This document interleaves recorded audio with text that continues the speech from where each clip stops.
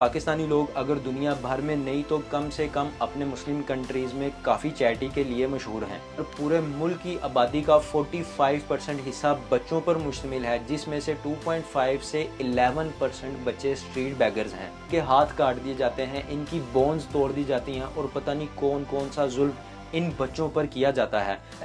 इस रिपोर्ट के मुताबिक मुल्क भर में सिर्फ 2010 में 3000 बच्चे मिसिंग हुए, जिनका कोई नामो निशान नहीं मिल सका। बाहर से ये लोग और इनकी दुनिया जितनी मजबूर और सीधी सादी सताई हुई नजर आती है, इसके बिल्कुल मुख्तलिफ है।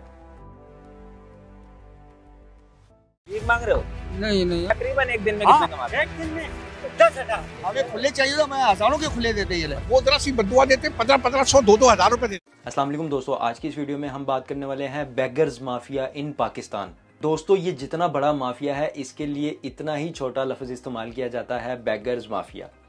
तो आज हम डिस्कस करते हैं इनकी बिजनेस स्ट्रेटजी। अल्लाह के नाम पे दे दो। अब दोस्तों, ये लफ्ज़ तो आपने सुना ही होगा, खुशी में, गमी में और न जाने कब कब। तो मैंने सोचा कि क्यों ना आज हम इस दुनिया को थोड़ा करीब से देखते हैं।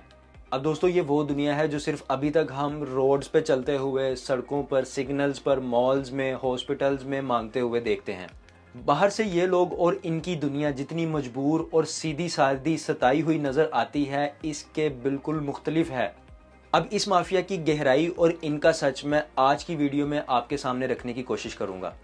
दोस्तों, सबसे पहले नज़र डालते हैं हमारे मुल्क के कुछ गरीब और ज़रूरतमंद लोगों के बारे में मालूमात जानने की कोशिश करते हैं, जिसको सुनकर यकीनन आपके होश उड़ जाएंगे और आपका नज़रिया तब्दील हो जाएगा। पाकिस्तान में टोटल आबादी 25 करोड़ से भी ज़्यादा है, जिसका ज़्यादातर हिस्सा मिडिल क्लास या दरमियाने तबके से ताल्लुक़ रखता है। और फिर आते हैं हमारी एलीट क्लास, यानी पैसे वाले, जिनसे इस मुल्क को थोड़ा ग्लैमर या ये कह लें कि थोड़ा सा सहारा मिल जाता है। लेकिन फिर इन दोनों तबकों के बाद एक ऐसा तबका भी है जो मिडिल और लोअर क्लास की तरह सामने से दिखने वाले को गरीब लगता है, लेकिन शायद इस तबके की आमदनी हमारी एलीट क्लास से भी कहीं ज़्यादा है। दोस्तों, हैरान होने की बात नहीं, अभी तो शुरुआत है इनके कारनामों की। क्या आप जानते हैं कि पाकिस्तानी लोग अगर दुनिया भर में नहीं तो कम से कम अपने मुस्लिम कंट्रीज़ में काफ़ी चैरिटी के लिए मशहूर हैं, लेकिन फिर भी हमारी गुर्बत की हद दुनिया के कुछ गरीब तरीन मुल्कों में आती है, जो इस साल अपने मुल्क के एकदम से डिफ़ॉल्ट में जाने के खतरे को देख के आप अंदाज़ा लगा सकते हैं। हाँ, पता है कि मुल्क के पाकिस्तानियों की ज़कात या चैरिटी करने से क्या ताल्लुक़, तो आप ये जान लें कि इसका ताल्लुक़ है। अब मैं आपको बताता हूँ कि एक रिपोर्ट के मुताबिक पाकिस्तान की 100% में से 98% चैरिटी को लोग बिना किसी सोचे समझे कैश की सूरत में करते हैं, और सिर्फ 1 या 2% ऑफिशियल डोनेशन हमारी कंट्री को मिलती है, जो टैक्सेस या ज़कात की सूरत में होती है। अब दोस्तों, ये एक बहुत बड़ा ब्लंडर है और इसकी सबसे बड़ी वजह हमारे मुल्क में मौसमी और गैर ज़रूरी बैगर्स का आम होना है। अब पहला सवाल ये उठता है कि ये लोग आते कहाँ से हैं। तो ये लोग आते हैं गांव से, देहात से, या ऐसे बैकग्राउंड से जहां बहुत मजबूरी है, खाने के लिए कुछ नहीं है और इलाज की कोई फैसिलिटीज़ मौजूद नहीं है। इस बात को साबित 2010 में एक रिपोर्ट में किया गया, जो कि BBC की वेबसाइट पर भी शाया की गई है। इस रिपोर्ट के मुताबिक मुल्क भर में सिर्फ 2010 में 3000 बच्चे मिसिंग हुए, जिनका कोई नामो निशान नहीं मिल सका। अब दोस्तों, कहाँ गए ये 3000 बच्चे और वो सारे बच्चे जो आज तक गायब होते आ रहे हैं? जी हाँ, आप सही सोच रहे हैं, ये बच्चे ऐसे ही माफियाज के हाथों चढ़ जाते हैं।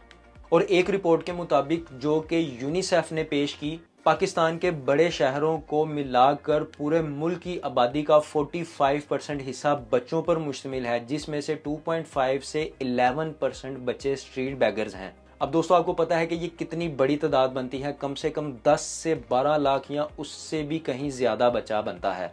अब इन सब से ऊपर एक और बात काबिल गौर है कि एक और रिपोर्ट के मुताबिक जो कि टरबाइन पर शाया की गई थी, ये बच्चे जो बैगर्स माफिया से ताल्लुक़ रखते हैं वो इन लोगों के अपने बच्चे भी नहीं होते, बल्कि किडनैप किए हुए बच्चे होते हैं, जो गरीब इलाकों से ख़रीदे भी जाते हैं। अब दोस्तों, इन बच्चों में से तो जो छोटे लड़के होते हैं, इनको बचपन में ही माजूर बना दिया जाता है और मांगने के पर्पज़ में इस्तेमाल किया जाता है, जबकि जो छोटी बच्चियां लड़कियां होती हैं, इनको तो बचपन में मांगने के लिए यूज़ किया जाता है। उसके बाद जब वो बड़ी होती हैं तो इनको एज अ प्रोस्टिट्यूशंस के तौर पर यूज़ किया जाता है।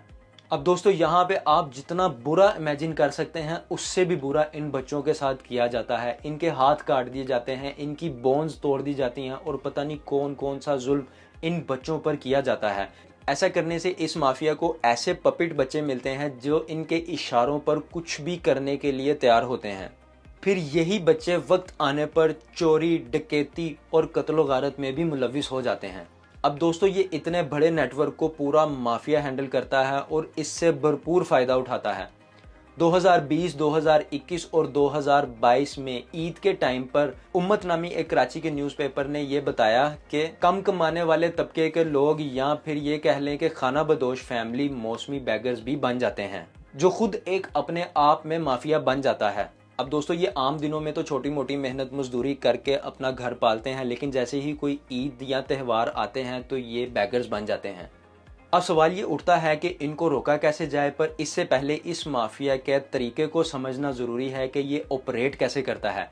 स्टडीज़ के मुताबिक ऐसे माफिया बड़े शहरों पर हमला करते हैं जैसे कराची, लाहौर और इस्लामाबाद। फिर इन सिटीज़ में भी ऐसे एरियाज़ और रोड्स या सिग्नल्स जहां पर पैसे वाले या एटलीस्ट ऐसे लोग मौजूद हों जिनको ये आराम से बच्चों के ज़रिए इमोशनल ब्लैकमेल कर सकते हैं। अब दोस्तों यहाँ पर मैं आपके साथ अपनी एक पर्सनल स्टोरी भी शेयर करना चाहूँगा। मैं रात के टाइम पे एक अमेरिकन कंपनी में जॉब करता था लाहौर में।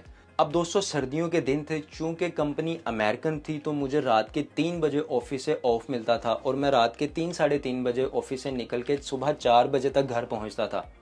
अब दोस्तों इस दौरान मैं रास्ते में देखता हूँ एक डेली सुनसान सड़क से मैं गुजरता हूँ जिसके ऊपर स्ट्रीट लाइट में एक बल्ब चल रहा है और उस बल्ब के नीचे एक बच्चा डेली वहाँ पे खिलौने लगाकर बैठा होता है और वो 3:30 बजे उस रोड के ऊपर रात पे बिल्कुल अकेला होता है।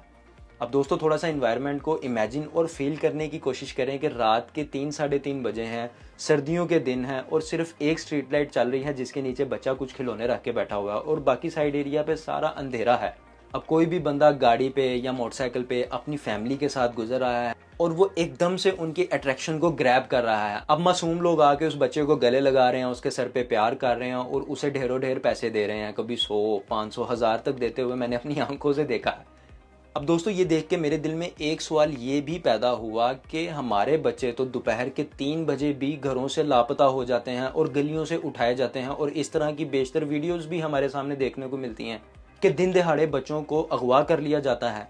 और ये कौन सा ऐसा बच्चा है जो रात के 3 बजे भी जिसको कोई भी अगवा करने की जुर्रत नहीं कर रहा? जी हाँ दोस्तों, ये वही माफिया इस बच्चे की पुश्त पनाही कर रहा है जो कि दिन दहाड़े में भी बच्चे उठा लेते हैं और ये वही बच्चा 3:30 बजे भी बैठा हुआ है लेकिन इसको कोई भी वहां से नहीं उठा सकता।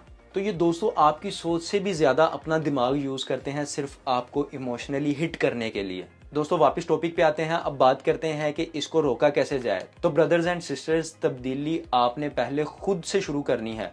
एक आम पाकिस्तानी के हैसियत से तो हम ऐसी माफिया से दुश्मनी मोल नहीं ले सकते। पुलिस भी जहां तक हो सकता है इनको रोकने की कोशिश करती है लेकिन फिर भी नाकाम रहती है। अब इस सब में हम इतना कर सकते हैं कि हम खुद सोचें कि हमारा पैसा हम ठीक जगह पर दे रहे हैं या नहीं।